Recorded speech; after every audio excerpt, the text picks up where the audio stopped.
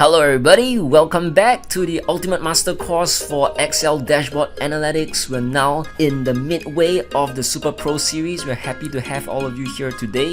So today we're going to be touching on Chapter 5, Dashboard Intermediate 2. Now this is going to be a continuation of where we left off from the previous chapter. The previous chapter, we learned how to build your dashboard. We put all the pieces together from what we've covered in the previous series and the previous chapters, and we learned how to build your dashboard. Okay, so today in Chapter 5, we're going to turn your dashboard dynamic. Alright, we're going to introduce slicers in your dashboard. Key topics for today is to build a dynamic dashboard. And on top of that, we're also going to learn how to troubleshoot your data. If any of your pivot data has troubles with the data connectivity, we also learn how to fix that. And finally, we're also going to learn how to embed the slicers into your dashboard, so it's actually going to be part of your dashboard as well.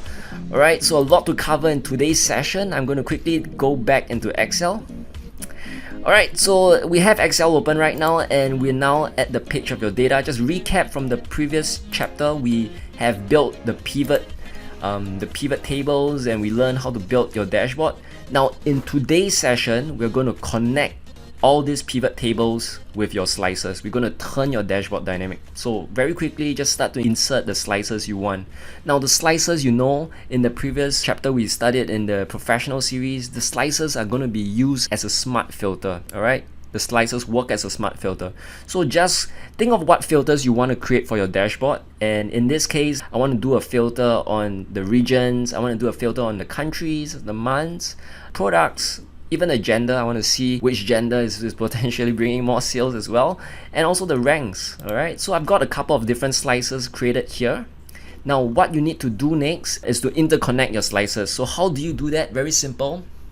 Right click the slicer, go report connections, and then tick all the pivot tables that you want to connect them. So in this case, I just tick all of my pivot tables, click OK, and do that the same. In this case, I've already done that, so it's all connected.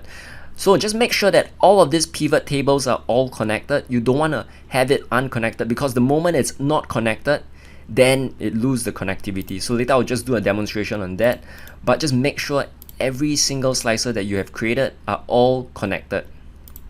So now once after you have all your pivot slicers all connected, you're good to go. Okay, so copy and paste them into your dashboard. Now before you do that, you want to decide probably where do you want to insert your slicers, right? Does your dashboard have space for your slicers? Do you want to put the slicers as part of the dashboard, or do you want to put it at the side? So in this case, because we want to leave the slicers at the side, so I'm just going to put all the slicers on the left hand side you see here on the screen. I just call it filter, and I'm going to bit by bit put on my slicers on the screen. Okay, so starting with the first, let's port over slicers by regions. You can copy and paste it, or you can cut and paste it, it's up to you. Let me just remove this. Okay, take this out. Alright, so let's put in the regions first, followed by the countries. Alright, and then go ahead with the months, copy and paste it in. So I'm pressing my Ctrl C and Ctrl V on the keyboard. Products, move it over. Gender, move it over. And also the ranks, just move it over. There. Okay, so paste them all into your dashboard, and then you can just do a bit of alignment. Just align it a little.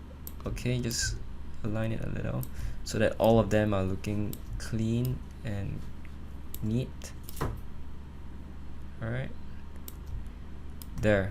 Okay, now you can just quickly test it. Okay, so let's say I just select Asia and UK. There you go. Alright, everything changes.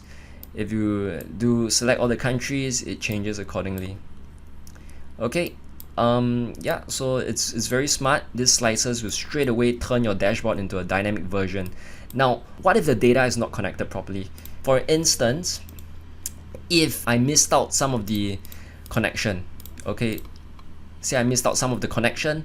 See, if I try to play around the slicers, you notice that the other pivots are not changing. That's because the report connections are not fully set properly. So you got to make sure that all your connections are all selected, then the dashboard will be completely dynamic. Okay, so that's how you basically troubleshoot your data connectivity across all your slices and your pivots. Okay, so now once you have all your slices incorporated into your dashboard, the last thing is probably just to align the format. Okay, so this is just a bit of polishing on your slices.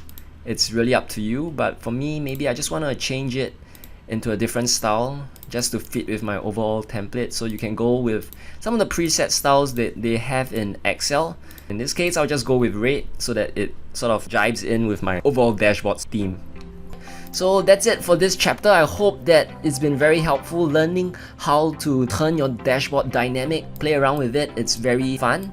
Now once you have these slices in your dashboard, you can look to create all kinds of reports very efficiently. If you're looking to just analyze, a part of the data and you just want to see the breakdown across the various slices, across the various breakdowns, it's super efficient. Okay, so that's it for this chapter. I'll see you in the next chapter where we will learn how to automate this dashboard and insert some macros inside, make it even more powerful.